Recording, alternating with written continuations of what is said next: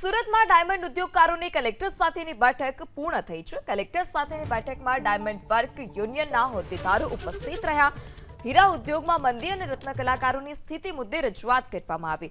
ઉદ્યોગકારોનો વ્યવસાય વેરો માફ કરવા રજૂઆત કરાઈ। સ્કૂલ ફી અને કરનું ભાડું માટે વ્યવસ્થા કરી આપવા પણ રજૂઆત કરાઈ છે। બેંકના હપ્તા ન ભરી શકનાર રત્ન કલાકારોને સહાય આપવા પણ માંગ કરવામાં આવી છે।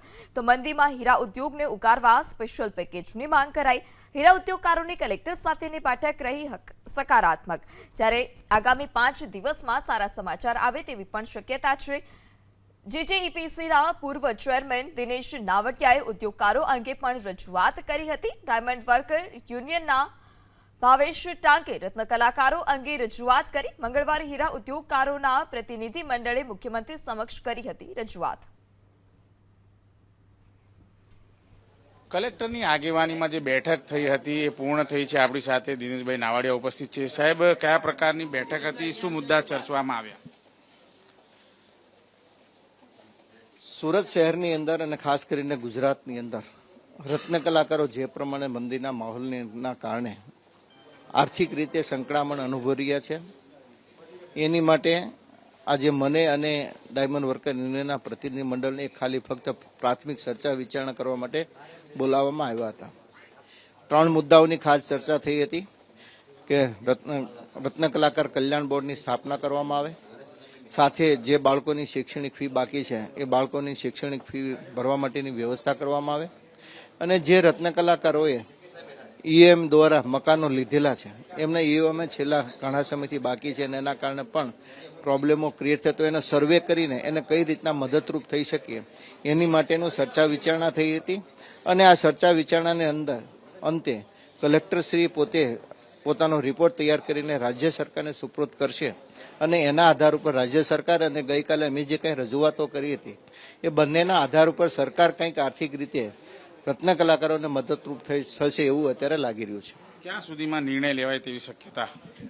ગઈકાલે સીએમ સાહેબ ભૂપેન્દ્રભાઈ પટેલે જે પ્રમાણે અમને રિસ્પોન્સ આપ્યો હતો એ રિસ્પોન્સના આધારે તો હું ચોક્કસ કહીશ કે અમારો સમય ખેંચાશે ને ટૂંક સમયમાં આ બાબતે નિર્ણય લઈ અને રત્ન કલાકારોને ગુજરાત સરકાર વારે આવશે એવું ચોક્કસ લાગી રહ્યું છે। બિલકુલ, એક આશાની કિરણ જરૂર દેખાઈ રહી છે અને આ બાબતને લઈને મહત્વપૂર્ણ નિર્ણય થાય તેવી શક્યતા છે। કેમેરામેન રાકેશ પાનવાલા સાથે ધનરાજ બાગલે, એબીપી અસ્મિતા, સુરત। ડાયમંડ મંદીને લઈને મહત્વપૂર્ણ બેઠક કલેક્ટરની આગેવાનીમાં થઈ અને ડાયમંડ વર્કર યુનિયન પણ બેઠકમાં જોડાયું હતું। કયા પ્રકારની ચર્ચાઓ થઈ?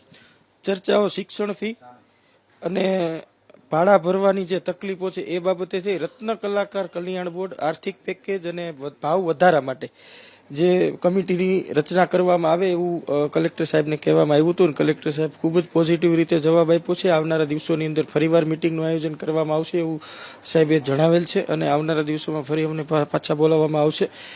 સરકાર આજે પોઝિટિવ રીતે આગળ આવી છે।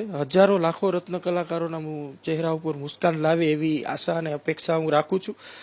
ગઈકાલે જે ફેડરેશન મળ્યું છે ત્યારબાદ આજે કલેક્ટર સાહેબે જે મિટિંગ બોલાવી છે, તો ક્યાંય ને ક્યાંય મને એવું દેખાય છે કે સરકાર હવે એક્શનના મોડમાં છે અને રત્ન કલાકારોને મદદ કરવા માટે આગળ આવી રહી છે। ક્યાં સુધી આ નિર્ણય લેવાય તેવી શક્યતાઓ છે? મને એવું લાગે છે કે આવનારા 5 થી 6 દિવસની અંદર કદાચ સરકાર નિર્ણય લઈ શકે। અમુક નીતિ વિષયક બાબત હોય તો એને 7-8 દિવસનો પણ સમય લાગી શકે, પરંતુ આવનારી 30 તારીખ સુધીમાં જો નિર્ણય લેવાય તો સરકારના અમે આભારી રહીશું। તમે કયા કયા પ્રકારના મુદ્દાઓ રજૂ કર્યા? અમે જે મુદ્દા રજૂ કર્યા છે એ મુખ્યત્વે ભાવ વધારો, 5 વર્ષથી આ જે ભાવ વધ્યો નથી એ બાબતે ચર્ચા કરી છે।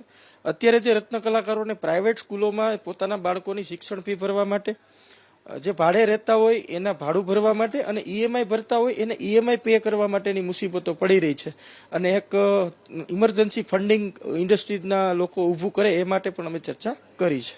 બિલકુલ, આવનારા 2 થી 5 દિવસની અંદર મહત્વપૂર્ણ નિર્ણય થાય તેવી આશા છે। કેમેરામેન રાકેશ પાનવાલા સાથે ધનરાજ બાગલે, એબીપી અસ્મિતા, સુરત। ડાયમંડ ઇન્ડસ્ટ્રીઝ તરફથી અમુક જે એમને ઇન્ડસ્ટ્રીઝને લગતી રજૂઆતો જે છે એ કરવામાં આવી। ગઈકાલે માનનીય મુખ્યમંત્રી શ્રી સમક્ષ પણ બધી રજૂઆત કરવામાં આવી છે, અને રાજ્ય સરકાર ખૂબ જ પ્રશ્નોને લઈને સેન્સિટિવ પણ છે, અને જેટલી પણ રજૂઆતો થઈ છે એ અમે સરકારશ્રીમાં પહોંચાડશું, અને સરકાર તરફથી આમાં યોગ્ય નક્કર પગલાં લેવામાં આવશે।